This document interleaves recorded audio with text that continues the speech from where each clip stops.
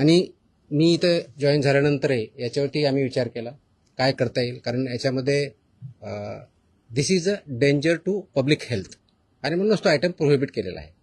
तर पब्लिक हेल्थला जर डेंजर असेल आणि तो आयटम प्रोहिबिट केलेला असेल तरीही त्याचा व्यापार होत असेल, तिथं ट्रान्सपोर्ट होत असेल, होलसेलर विकत असतील, सेलर विकत असतील आणि तो अवेलेबल होत असेल तर त्याच्यावरती स्ट्रिंजेस्ट पॉसिबल ॲक्शन घेणं गरजेचं आहे. ह्या निष्कर्षापर्यंत पोहोचल्यामुळं आज दिनांक 12 जून रोजी मी मोका लावण्याचे आदेश पारित केलेले आहेत. So we have issued the order saying that MCOCA provisions will be, MCOCA कायदा, मकोका ज्याला आपण म्हणतो, Maharashtra control of organised crimes act 1999 हा आम्ही इन्व्होक केलेला आहे. ही माझी त्याची ऑर्डर आहे इश्यू केलेली.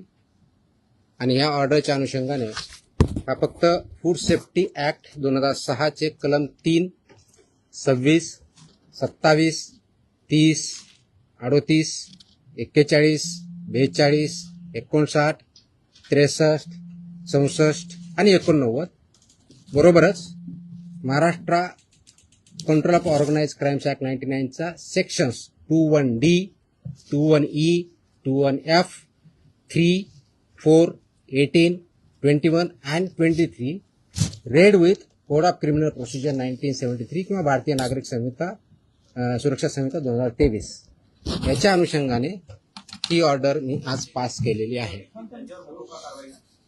एक मिनिट मला बोलू तर द्या, माझं पूर्ण होऊ दे, पूर्ण झाल्यानंतर विचारा ना प्रश्न. सो ही कारवाई करताना हे प्रोव्हिजन्स आहेत. त्याच्यामध्ये ऑथॉरिटी कोणती आहे, त्याचं रॅशनेल काय आहे, कोणत्या क्राईम्सला, कोणत्या ऑर्गनाइज क्राईम मधल्या जी 21D ची डेफिनेशन सांगितलं त्याच्या क्राईम मध्ये हा क्राईम कसा बसतो, याच्या ऑथॉरिटी कोण कोण आहेत, ह्या सर्व आपण डिफाईन केलेल्या आहेत. आणि याच्या अनुषंगाने अल्टिमेटली आपण काही ऑर्डर्स, डिरेक्शन्स या माध्यमातून दिलेल्या आहेत.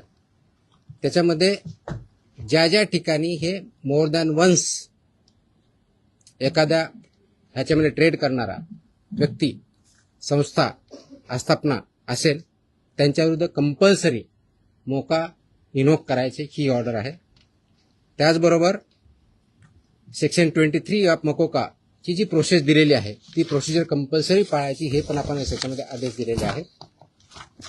त्यानंतर persons and entities against whom MOCOCA shall be invoked are manufacturers and producers of prohibited food products, number 1. Number 2, financiers funding their manufacture, procurement or distribution.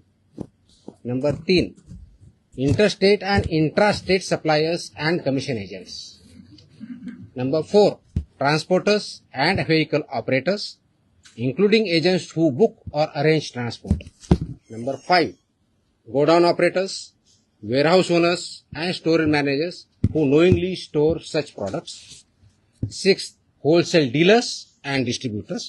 7th, sub-dealers and semi-wholesaler agents. 8th, retail sellers forming part of an identified organized network. And 9th, any other person who knowingly facilitates, abets, conceals or assists any of the above. त्या इतक्या जणांविरुद्ध मोकोका वापरायचे ह्याच्यामध्ये आदेश आपण केलेले आहेत. त्याचबरोबर प्रिझम्पशन ऑफ एलिजिबिलिटी जी आहे ते फक्त याच्यावरती नाही तर प्रिझम्पशन ऑफ एलिजिबिलिटी हे आपण ज्यावेळेस म्हणतो की any one or more of the following is present, ते स्ट्रॉंग प्रिझम्पशन फेवर करणारं मोकोकाला हे प्रोव्हिजन वापरायचं.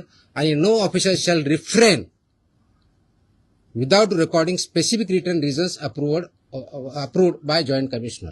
प्रोव्हिजनचं जे असेल त्याच्यामध्ये की interstate supply chain or manufacture nexus हे आपल्याला वरती न्यायचं, प्रिझम्पशन ऑफ एलिजिबिलिटीसाठी वापरायचं. Clandestine godowns, fake labels, dummy firms or forged invoices याच्यासाठी सुद्धा हा वापरायचा आहे.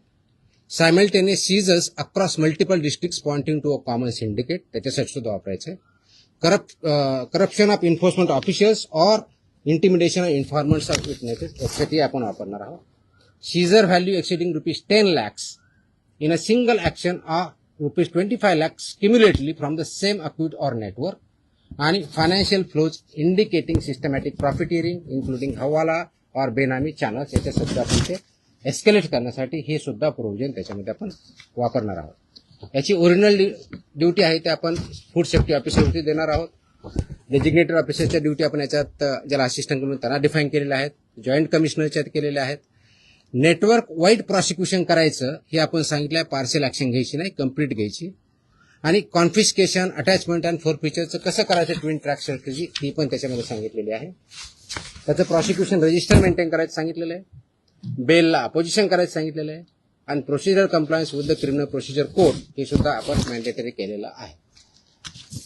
याचा सर्वांचा ऑब्जेक्टिव्ह जो आहे बेसिकली आपण मोका का वापरतोय, कारण हा स्ट्रिंजंट लॉ आहे, आय अंडरस्टँड. आणि त्याचं म्हणूनच खूप थॉट करून, विचार करून याच्यावरती कायद्याचे जे कलम आहेत, सेक्शन्स आहेत, त्याचा अभ्यास करून this order is basically done to prosecute in the interest of food safety in violation but as an organized crime against public health. हा क्राईम पब्लिक हेल्थच्या अगेन्स्ट आहे. आणि आर्टिकल 47 ऑफ द कॉन्स्टिट्यूशन जे आहे ते स्टेटला मॅन्डेट करतं. That is where my order begins with. आणि तुम्हाला copy me देईलच, press note बरोबर ही कॉपी पण असेल, so that you can go through that order. It says the Article 47 of the Constitution of India cast upon a state primary duty to improve public health and in particular to bring about prohibition of consumption of substances injurious to health. हे already आपण prohibit केलेलं आहे. त्याचं implementation व्हावं, public health improve व्हावं आणि public health जी endanger होते ते कंट्रोल करता यावं, या दृष्टिकोनातून मकोका कायद्याचे प्रोव्हिजन हे प्रोहिबिटेड आयटम जे 32 म्हणजे फसाई ऍक्टच्या सेक्शन 32 अंतर्गत जे आपण प्रोहिबिट केलेले आयटम आहेत त्यांच्यावरती आजपासून, म्हणजे अगोदरच लागू करू शकलो असतं, पण आज आपण ती ऑर्डर काढलेली आहे. And it will be implemented completely across the state of Maharashtra.